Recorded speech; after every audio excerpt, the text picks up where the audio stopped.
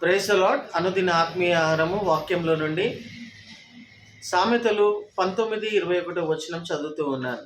Proverbs 19th chapter 21st verse. నరుని హృదయములో ఆలోచనలు అనేకముగా పుట్టును, యెహోవా యొక్క తీర్మానమే ఫైనల్గా స్థిరపరచబడును. నరుని హృదయములో అనేకమైనటువంటి ఆలోచనలు అనగా తన భవిష్యత్తుకు సంబంధించింది కావచ్చు, తన ఫ్యామిలీకి సంబంధించింది కావచ్చు, తన ఉద్యోగంకు సంబంధించింది కావచ్చు, బిజినెస్కు సంబంధించింది కావచ్చు, తన కెరియర్కు సంబంధించింది కావచ్చు, లేకపోతే తన మ్యారేజ్కి సంబంధించింది కావచ్చు, వివాహంకు సంబంధించినది కావచ్చు. అది ఏ విషయానికి సంబంధించినా కానీ కూడా అనేకమైనటువంటి ఆలోచనలు నరుని హృదయములో పుట్టును. పుట్టిన ఆలోచనలన్నీ కూడా నెరవేర్చబడాలి అని అంటే ఇక్కడ వాక్యంలో రాయబడినట్టుగా అనేకమైన ఆలోచనలు పుడతాయి మనిషి యొక్క హృదయంలో, మనసులో.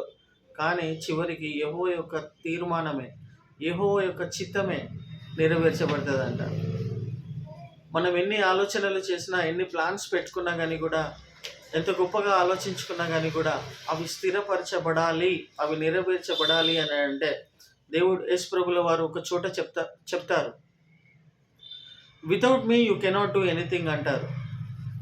నాకు వేరుగా ఉండి నువ్వు ఏమీ కూడా చేయలేవు అంటే, ఈ వాక్యానికి మనం కరెక్ట్గా అర్థం చేసుకుంటూ ఉన్నట్టయితే నీ మనసులో, నీ హృదయంలో పుడుతున్నటువంటి ప్రతి ఒక్క ఆలోచనలు దేవునికి తెలియజేస్తూ ఉన్నట్టయితే ప్రార్థన ద్వారా, ప్రభువా నా యొక్క భవిష్యత్తు ఈ విధంగా ఉండాలని నేను డిజైన్ చేసుకుంటున్నాను, కలలు కంటున్నాను, ఈ విధంగా ఉంటే బాగుంటుందని నేను కష్టపడుతూ ఉన్నాను అని నీకు అనిపిస్తూ ఉన్నప్పుడు, without me you cannot do anything, నాకు వేరుగా ఉండి నువ్వేం చేయలేవు అని యేసుప్రభుల వారు చెప్తూ ఉన్నారు. కాబట్టి మనకేం అనిపించినా కానీ కూడా, నా భవిష్యత్తు ఇట్లా ఉండాలన్నా కానీ కూడా, లేకపోతే నా జాబ్, నా కెరియర్, నా ఫ్యామిలీ ఈ విధంగా ఉండాలని వస్తున్న ఆలోచనలన్నీ కూడా యేసుప్రభుల వారికి ప్రార్థన రూపకముగా, ప్రార్థన పూర్వకంగా, lord this is my situation, ప్రభువా నా పరిస్థితి ఈ విధంగా ఉన్నది, నీ వాక్యం చెప్తుంది, నేను ఎన్ని ఆలోచనలు చేసినా ఫైనల్గా మాత్రం నీ చిత్తమే స్థిరపరచబడుతుందని.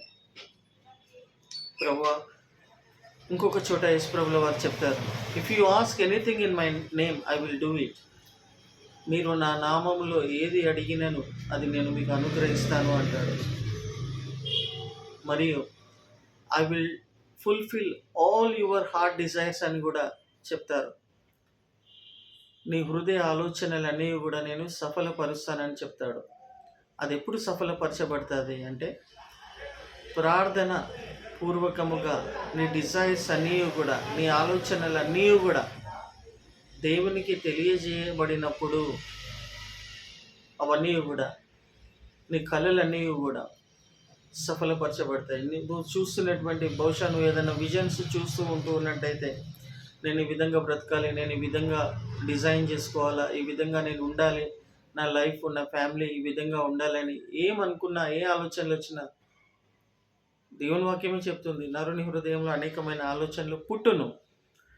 ఆ పుట్టిన ఆలోచనలు సఫలపరచబడాలి అని అంటే ఫైనల్గా నువ్వు ప్రార్థన చేసి అడిగినట్టయితే యెహోవా యొక్క చిత్తమే ఫైనల్ చేయబడుతుంది కాబట్టి, స్థిరపరచబడుతుంది కాబట్టి, మన ఆలోచనలు యెహోవా యొక్క చిత్తమునకు, ప్లాన్స్కి, ప్రణాళికలకు అనుకూలంగా టాలీ అయినప్పుడు అది స్థిరపరచబడుతుంది. కాబట్టి ప్రియమైన వారలారా, ఏది ఏమైనప్పటికీ కూడా మనము ఇంట్లో నుండి అడుగుపెట్టి బయటికి వెళ్తూ ఉండగా without me you cannot do anything అన్న మాటను కూడా మనం తీసుకొని, మనకు వచ్చిన ఆలోచనలన్నీ కూడా, మనం చేయబోతున్న పనులన్నీ కూడా ఆయనకు చెప్పకుండా, ప్రార్థన చేయకుండా ఉండొద్దు. ఎందుకంటే ఆ కళలు కానీ, ఈ కళలు కానీ లాస్ట్కి వచ్చేసరికి నేను దేవుని నమ్ముకొని ఉన్నా కానీ కూడా, ఈ పని చేసినా కానీ కూడా, ఇంత కష్టపడినా కానీ కూడా నాకేం ప్రతిఫలము దొరకలేదు అని నువ్వు తర్వాత బాధపడద్దు. దేవుని వాక్యమే స్థిరపరచబడుతుందని వాక్యం ద్వారా నేను మీకు తెలియజేస్తున్నాను. నీకు వచ్చిన ప్లాన్స్, నీకు వచ్చిన ప్రణాళికలు, నువ్వు చూస్తున్న విజన్స్ ఫుల్ఫిల్ కావాలి అని అంటే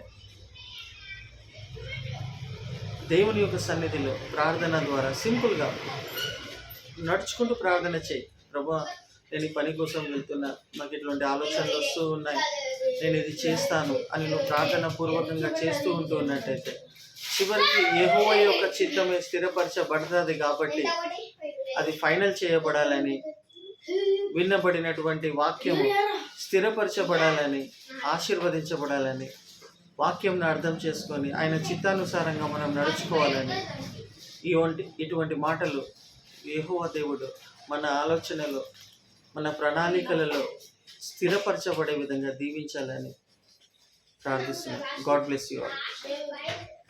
ఆమేన్.